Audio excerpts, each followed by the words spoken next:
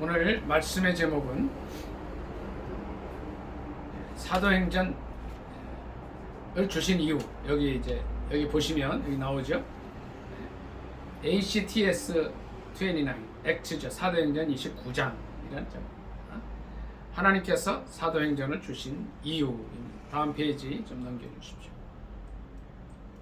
자, 사도행전 28장 31절을 다 같이 한 목소리로 읽도록 하겠습니다. 여기 나와 있는 대로 읽습니다. 시작. 담대히 하나님 나라를 전파하며 주 예수 그리스도께 관한 것을 가르치되 그 많은 사람이 없었더라. 아멘. 한 번 더 읽습니다. 시작. 담대히 하나님 나라를 전파하며 주 예수 그리스도께 관한 것을 가르치되 그 많은 사람이 없었더라. 아멘. 그 밑에 제가 한글 킹 제임스 이렇게 써놓은 이유는요. 제가 한번 읽겠습니다.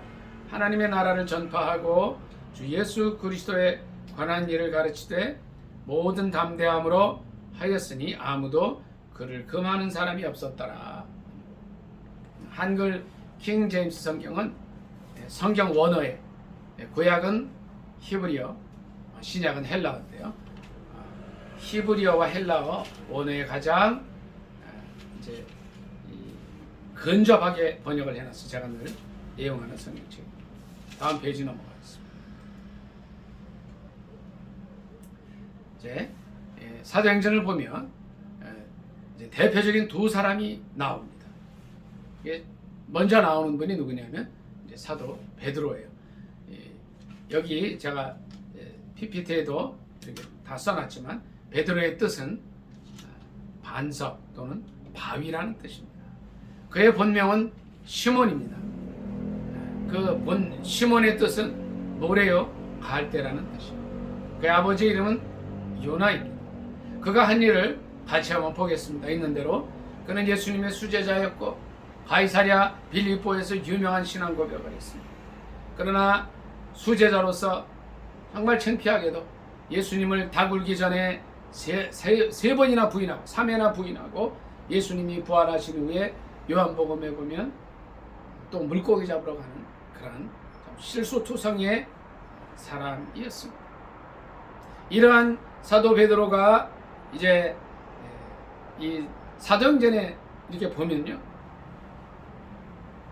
성령 충만함을 받고 변화돼서 한 일들이 있습니다. 그래서 제가 밑에 써놓은 게 성령 받고 한 일 써놨어요. 세계 15개국에서 온 디아스포라 유대인들에게 담대하게 주의 말씀을 전합니다.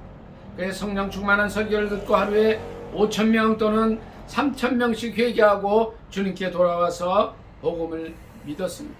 당시에 권력자들이었던 대제사장과 또 70인 공회 앞에서도 담대하게 예수 그리스도의 부활을 증거하고 헤롯에게 이제 잡혀서 죽기 전날 천사의 도움으로 기적적으로 풀려나는 일이 있었습니다. 다음 페이지 넘겨주십시오. 그의 저서는 이제 베드로 전서와 베드로 후서가 있습니다. 베드로 전서의 주요 내용은 이렇습니다. 환난과 고난 속에서의 성도의 자세와 어떻게 기뻐함으로 살아갈 것인가, 또 택하신 족속 악을 악으로 갚지 말고 복을 빌어라, 또 청지기 신앙을 가져라, 근신하라는 그러한 말씀으로 되어 있습니다. 베드로 후서를 보면 성경적인 믿음과 믿음의 덕, 덕의 지식, 지식의 절제, 절제의 인내, 인내의 경건, 경건의 형제 우애, 형제 우애의 사랑을 공급하라는 믿음의 8층탑, 7층탑 얘기가 나와 있습니다. 그리고 예언의 정의와 새 하늘과 새 땅에 대해서 베드로는 기록하고 있습니다. 다음 페이지로 넘어가겠습니다. 사도행전의 대표적인 두 사람 중에 두 번째 사람이 있습니다.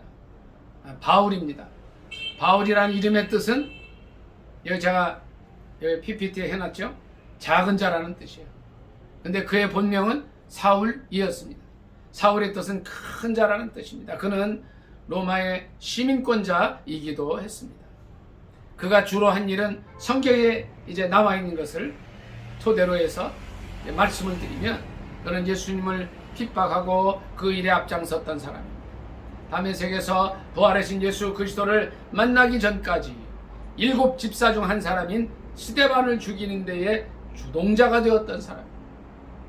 다메섹에 있는 크리스천 박해의 일익을 담당했고 당시 석학인 가말리엘 문화생으로 총망받던 유대교의 젊은이였습니다.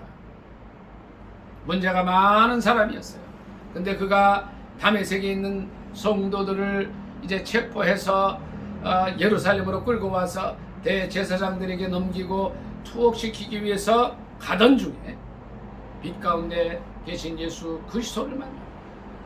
그는 빛이신 예수 그리스도를 만나고 나서 적시로 변화됩니다. 그리고 곧바로 그의 삶의 방향이 180도 변화됩니다. 그래서 예수는 그리스도요, 십자가에 죽으셨다가 우리 죄를 위해서 사흘 만에 살아나셨다는 것을 가는 곳마다 전하는 사람이 되었습니다. 유대인들이 예루살렘에 전도하러 왔던 그를 체포해서 총독에게 고발을 해버리고 갇혀 있다가 당시에 이제 유명한 사람이었던 아그리빠 왕에게 간증하면서 공개적으로 말씀을 전합니다. 그리고 그 이후에 그가 로마 황제인 시저에게 상소한 그대로 로마로 가서 복음을 전하다가 순교합니다. 오늘 이 본문 말씀이 바로 담대히 복음을 전하였지만 아무도 그를 막는 사람이 없었다는 것이 사도행전의 마지막 28장 31절의 말씀인 것입니다. 다음 페이지로 넘겨주십시오. 이제 이 사도행전의 대표적인 두 사람 중에 두 번째 사람인 바울이 쓴 저서가 있습니다. 로마서, 고린도 전후서, 갈라디아서, 에베소서, 빌립보서, 골로새서, 데살로니가 전후서, 디모데 전후서, 디도서, 빌레몬서, 히브리서 등 13권 내지 14권의 저서를 남긴 사람입니다. 히브리서는 이제 여러 사람들의 의견이 엇갈려요. 그러니까 히브리서는 바울이 썼다는 의견도 있고 바울이 쓰지 않았다는 의견도 있어요. 그래서 제가 13권 또는 14권이라고 썼습니다.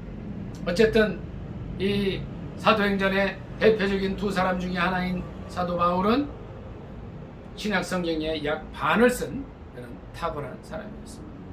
그가 쓴 저서의 주요 내용을 보면 로마서는 그리스도의 복음에 나타난 하나님의 의에 대해서, 고린도전서는 교회의 실제적인 문제 해결과 그리스도 안에서의 교회의 성장에 대해서 언급하고 있습니다. 고린도후서는 연약한 사람을 통한 강력한 사역, 또 갈라디아서는 오직 믿음으로 의인이 된다는 것, 에베소서에서는 영광스러운 교회와, 빌립보서에서 그리스도 안의 기쁨, 또 골로새서에는 그리스도의 우월성과 충족성, 데살로니가 전서는 환난 가운데서의 위안과 그리스도의 재림의 소망입니다. 데살로니가 후서는 재림과 그 재림의 때에 어떻게 살 것인가를 언급하고 있는 책입니다. 또 디모데 전서는 교회의 참된 리더십과 기도의 생활에 대해서, 디모데 후서는 사역의 헌신, 그리고 마지막 편지가 바로 디모데 후서입니다. 로마 황제 네로가 AD 68년에 죽는데 아마 그 전에 죽었을 거다.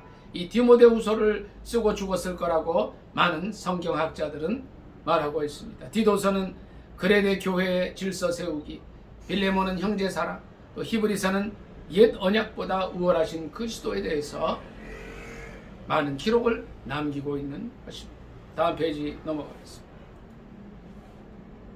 누가 문제 많았던 베드로와 문제적 남자였던 청년이었던 바울을 충실한 주님의 일꾼이 되게 하였습니까? 문제 많던 예수님의 수제자 베드로는 예수님의 부활 이후에 또 세상으로 가서 물고기를 잡는 그 일을 했습니다. 누가 그를 하나님의 큰 사역자로, 또 설교가로, 또 초대교회의 명설교가요 리더로 만들어 주셨습니까?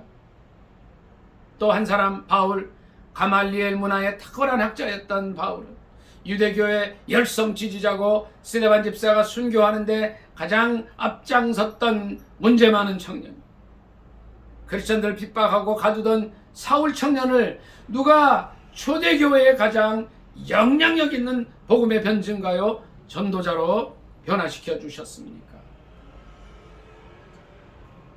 다음 페이지 넘어가겠습니다. 거기에 대한 말씀을 나누기를 원합니다. 사도행전 1장에 보면 예수 그리스도께서 너희가 성령으로 세례를 받으리라는 말씀을 했습니다. 그 전에 이런 말씀을 하십니다. 너희는 예루살렘을 떠나지 말고 내게 들은 바 아버지의 약속하신 것을 기다리라 하시고 바로 말씀하신 것이 너희가 몇 날이 못되어 성령으로 세례를 받으라고 하신 말씀이었습니다. 사도행전 1장 8절을 여기 PPT에 해놨습니다. 오직 성령이 너희에게 임하시면 너희가 권능을 받고 예루살렘과 온 유대와 사마리아와 땅끝까지 이르러 내 증인이 되리라 하셨습니다. 성령 받을 때에 권능이 임하게 되고 또 증인이 될 수 있다는 것입니다. 실제적으로 이제 사도행전 다음 장에 넘어가면 그런 말씀이 있습니다. 그들이 다 성령의 충만함을 받고 성령이 말하게 하심을 따라 다른 언어들로 말하기를 시작하였다고 했습니다. 성령 충만 받은 증거로 사도행전에 보면 이제 방언을 말하게 되었다고 합니다. 그리고 그 이후에 보면 놀라운 신유의 역사들이 일어납니다. 놀라운 지혜로 또 능력으로 하나님 말씀을 증거하는 일들이 있게 됩니다. 그것들이 모두 다 성령 충만함을 받은 예수 그리스도의 말씀대로 몇 날이 못되어 성령으로 세례를 받은 결과 그들이 변화된 것입니다. 그 아래에 보면 제9시 기도 시간에 베드로와 요한이 성전에 올라갈새, 제9시면 오늘날 시간으로 말하면 오후 3시입니다. 그들의 삶은 기도로 시작하고 기도로 끝나는 삶이었습니다. 정기적으로 기도하러 갔습니다. 베드로와 요한은 불황무식한 사람이었고 이제 참 많은 것을 배우지 못한 사람이었어요. 재정적으로도 넉넉하지 못한 갈릴리 여부였습니다. 그러나 그들이 성령 받을 때 그들의 삶이 변화가 됐고 그들의 삶이 경건한 삶이 됩니다. 그들의 삶 속에 기도가 있어집니다. 기도 중에 능력을 받습니다. 그들의 삶 속에 성령 하나님이 오시고 경건한 삶 가운데 능력이 나타나는데 그것이 바로 기도의 또 성령의 능력이었습니다. 다음 페이지 넘어가겠습니다. 사도행전 29장 오늘 설교 제목입니다. 영어로 ACTS, X29이라고 그랬어요. X29라고 그랬어요. 이게 뭡니까? 실제 성경에는 사도행전은 28장 32절 1절로 끝납니다. 더 없습니다. 무슨 말씀이냐면 이제 성령의 능력에 의지해서 사도행전 29장 1절부터는 우리가 써 나가야 한다는 말씀입니다. 실은 사도행전이라고 했지만 이 사도행전의 정확한 이름은 성령께서 사도들을 통하여 나타나신 여러 가지 이적들, 성령행전이란 말이 더 합당한 책의 제목입니다. 액트라는 것은 그대로 행동이라는 거예요. 행함이라는 거예요. 행동의 열매들이라는 거예요. 성령께서 임하셨을 때에 예수 그리스도의 말씀대로 성령께서 이제 마가의 다락방에서 열심히 기도하던 120 문도에게 임하였을 때에 교회가 시작이 됩니다. 성령님께서 문제 많았던 베드로를 변화시켜 주셨다면 동일한 성령님께서 우리의 삶에 오셔서 우리를 변화시켜 주시고 이 시대 가운데 우리를 주님의 일꾼이요 사역자요 리더로 세워 주실 것입니다. 우리가 무엇을 해야 됩니까? 기도하면서 성령님께서 내 삶에 중요한 자리에 오시도록 환영해드리고 모셔드리고 일상의 삶 속에서 그분을 인정해 드려야 할 것입니다. 바울은 얼마나 욕심 많은 사람이었습니까? 그는 지적 욕구와 뛰어난 능력을 소유한 탁월한 리더였습니다. 그러나 복음의 비밀을 잘 알지 못하고 예수 믿는 사람들을 핍박하고 죽이던 데에 앞장섰던 사람이었습니다. 예수님께서 그를 만나 주셨고 또 변화시켜 주셨고 새롭게 해주신 다음에 그는 놀랍게 변화됩니다. 그래서 그는 고린도 후서 5장에 이런 고백을 합니다. 누구든지 그리스도 예수 안에 있으면 새로운 피조물이 된다. 그런즉 누구든지 보라, 누구든지 그리스도 안에 있으면 새로운 피조물이라. 이전 것은 지나갔으니 보라, 새 것이 되었다고 선포하고 있습니다. 우리가 거듭나서 예수 그리스도 안에서 살아갈 때에 방향을 몰라 방황했던 사울을 변화시켜 주셨듯이 우리들도 변화시켜 주실 것입니다. 다음 페이지 넘어가겠습니다. 사도행전은 이제 28장 31절로 끝나지만 이제부터 우리는 사도행전 29장 1절부터 우리의 손으로 새롭게 써나가야 할 것입니다. 하나님께서 사도행전을 우리에게 주신 이유는 이겁니다. 우리가 성령님을 의지하여서 기도하면서 사도행전 29장을 써 나갈 때에 주님께서 우리와 함께 해주시고 우리가 제2의 베드로 또 제2의 바울이 되도록 도와주시고 역사하실 것입니다. 이제 우리 각 사람들이 사도행전 29장을 쓸 준비가 되셨습니까? 성령 하나님께서 우리의 그 발길에 함께 주실 것입니다. 아멘.